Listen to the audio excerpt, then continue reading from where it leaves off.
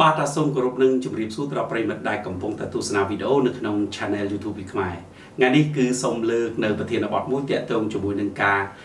disable account Facebook នេះគឺជាប្រធានបទមួយយ៉ាងក្តៅដែលកំពុងតែផ្អើលពេញបណ្ដាញសង្គម Facebook account អ្នកខ្លះខូច disable នៅសុកខូចហើយមានអ្នកខ្លះទៀតក៏ថាខ្ញុំទៅបាន reset password ស្រាប់ផឹកឡើងខូចណា disable ហើយអ្នកខ្លះទៀតគាត់ដូរឈ្មោះ account Facebook ហើយផឹកឡើងឬក៏គាត់ដូរឈ្មោះភ្លាមខូច disable ភ្លាមអញ្ចឹងនេះគឺជាចំណុចមួយដែលធ្វើឲ្យអ្នកទាំងអស់គ្នាជួបនឹងបញ្ហា account កំពុងតែធ្វើអាជីវកម្មផងហើយខូចអ្នកខ្លះ page មានតែមួយណាហើយមាន admin តែមួយទៀតដល់ពេលខូចអាហ្នឹងទៅ page នៅក្នុងហ្នឹងទៅហើយពិបាកអញ្ចឹងនេះគឺជាចំណុចមួយអញ្ចឹងសម្រាប់អ្នកទាំងអស់គ្នាសូមឲ្យអ្នកទាំងអស់គ្នាមានការរៀបចំ account Facebook ឲ្យបានត្រឹមត្រូវឧទាហរណ៍ដូចជា account របស់យើងហ្នឹងបញ្ជាក់ជាមួយនឹងលេខទូរស័ព្ទឲ្យបានត្រឹមត្រូវបញ្ជាក់ជាមួយនឹង email ជាពិសេសខ្ញុំទទួលទៀតគឺជាមួយនឹង email ហើយនៅក្នុងនោះគឺត្រូវតែរៀបចំនៅកន្លែង two factor ឲ្យបានត្រឹមត្រូវនេះគឺសត្វតែជាចំណុចមួយហើយមិនបាច់គិតថាអី account full BM អីទេមិនបាច់ទេ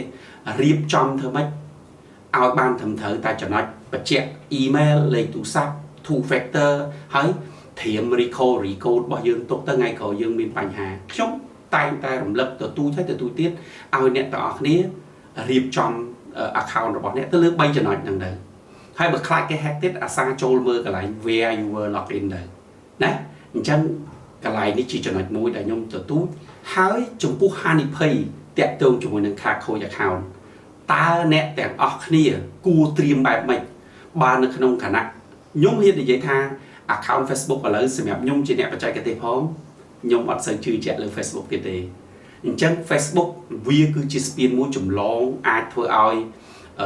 ហាងរបស់យើងរមណីយដ្ឋានរបស់យើងអាជីវកម្មរបស់យើងក្រុមហ៊ុនរបស់យើងគេហៅថាជាស្ពានមួយដើម្បីឲ្យគេស្គាល់អញ្ចឹងតើត្រូវធ្វើម៉េចខ្ញុំមានចំណុចខ្លះដែលយើងបានធ្វើកន្លងមកខ្ញុំសូមជូនទៅមិត្តភ័ក្តិទាំងអស់គ្នាឥឡូវឧទាហរណ៍ថាខ្ញុំឆាតមួយ Facebook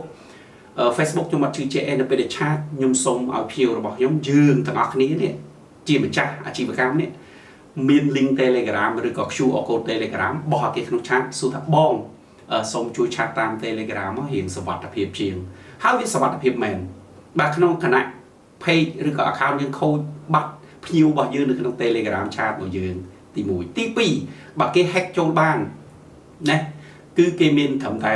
ការជជែកជាមួយនឹងការបោះ Telegram ការឆាតលម្អិតនៅក្នុង Telegram របស់យើងអត់មានទេណានៅគេអត់មានទេអញ្ចឹងនេះគឺជាការការពារមួយដែលខ្ញុំចង់ចែករំលែកទៅកាន់មិត្តភ័ក្តិបងប្អូនទាំងអស់គ្នាជាហានិភ័យមួយ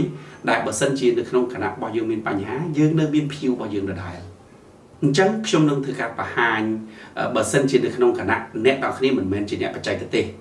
ណានៅពេលដែលអ្នកជួបនៅបញ្ហា disable នេះខ្ញុំនឹងបង្ហាញជាវីដេអូខ្លះដើម្បីឲ្យអ្នកទាំងអស់គ្នាអាចចូលធ្វើបាននៅក្នុងកម្រិតណាណានេះគឺជា file ដែលយើងបានធ្វើការ download បន្ទាប់ពីមាន load ពាក្យថា disable ហ្នឹងអញ្ចឹងខ្ញុំរកមើល file HTML មួយបាទនេះខ្ញុំចូលមកកន្លែង profile information កន្លែងនេះវាមានទាំង profile link វាមានទាំង mail ដែលយើងធ្លាប់ log ចូលជាមួយនឹង date of birth ព្រោះដោយសារតែបើយើងស្វែងរកមើល ID អ្នកខ្លះគាត់ថា UID user ID បាទវាពិបាករកអញ្ចឹងយើងយកព័ត៌មាន3នឹងមកនេះជាការសរសេររបស់ខ្ញុំអ្នកទាំងអស់គ្នាអាចសរសេរទៅតាមអត្ថន័យរបស់អ្នកខ្ញុំសរសេរតាមអត្ថន័យរបស់ខ្ញុំដែលមាន mail មាន date of birth ខែឆ្នាំកំណើតជាមួយនឹង link ហ្នឹងបន្ទាប់ពីខ្ញុំសរសេរទៅតាមអត្ថន័យដែលខ្ញុំបញ្ជាក់អំពីការ disable របស់ខ្ញុំទៅកាន់ Facebook នឹងហើយខ្ញុំសូមបញ្ជាក់ថាការស្នើសុំនេះគឺ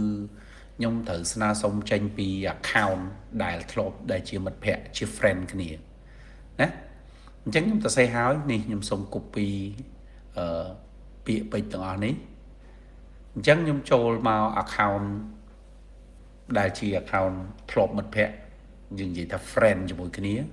បាទខ្ញុំចុចទៅលើប៊ូតុងពណ៌ខៀវនេះ នៅពេលដែលខ្ញុំចុចប៊ូតុងពណ៌ខៀវនេះវាត្រូវ capture screen ផ្ទាំងនឹងមួយប៉ុន្តែខ្ញុំអត់យកទេ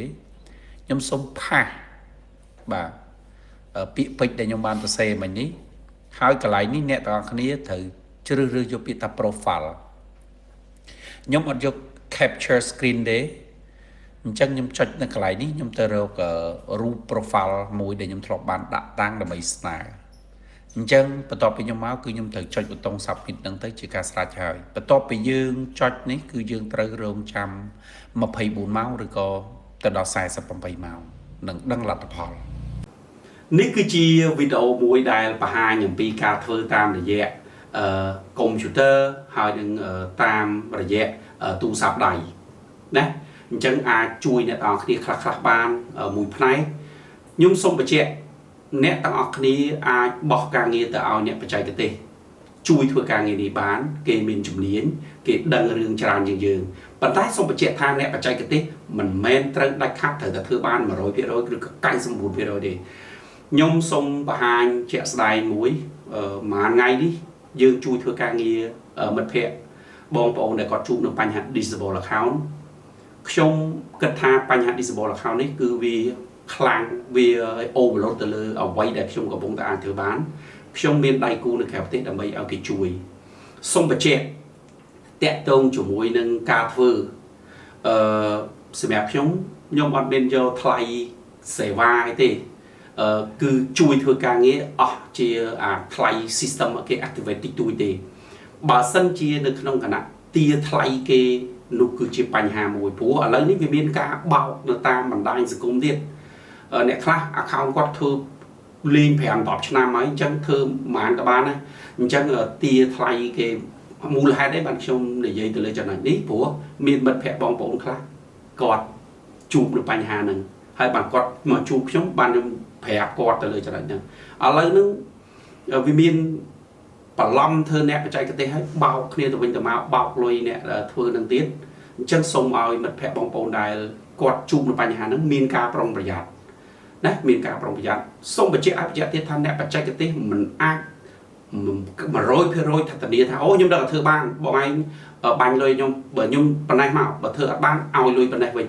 ខ្ញុំជឿថាចំណុចនេះគឺអាចនឹងបោក 99% សូមមានការប្រុងប្រយ័ត្នទី2ទៀតតាក់ទងជាមួយនឹងបញ្ហា disable នេះខ្ញុំបានបង្ហាញវីដេអូខាងមុខហើយអ្នកទាំងអស់គ្នាអាចព្យាយាមធ្វើនៅលើកុំព្យូទ័រឬក៏ទូរស័ព្ទដៃខ្លួនឯងខ្លះៗដើម្បីជួយសង្គ្រោះខ្លួនឯងខ្លះៗណាប៉ុន្តែគ្រាន់តែបញ្ហា disable នេះគឺជាបញ្ហាចុងក្រោយហើយបើអ្នកទាំងអស់គ្នាគិតថាវាសំខាន់ខ្លាំងយើងចាយលុយ$4-10 $20អូខេបានតែបើច្រើនកុំនេះគឺខ្ញុំសូមបញ្ជាក់ឲ្យបញ្ជាក់ទៀតថាខ្ញុំអាចនិយាយបានថានៅក្នុងស្រុកខ្មែរដូចជាពិបាកនៅក្នុងការទាញយកមកណាព្រោះយើងមិនមែនជាម្ចាស់database Facebook ស្គាល់ Mark Zuckerberg ឬក៏ស្គាល់ប្រធាននេះហ្នឹងស្គាល់តកែ Facebook នឹង call ឲ្យគាត់បើកមិនមែនទេណាអញ្ចឹងសូមមានការប្រុងប្រយ័ត្នទៅលើចំណុចនេះអញ្ចឹង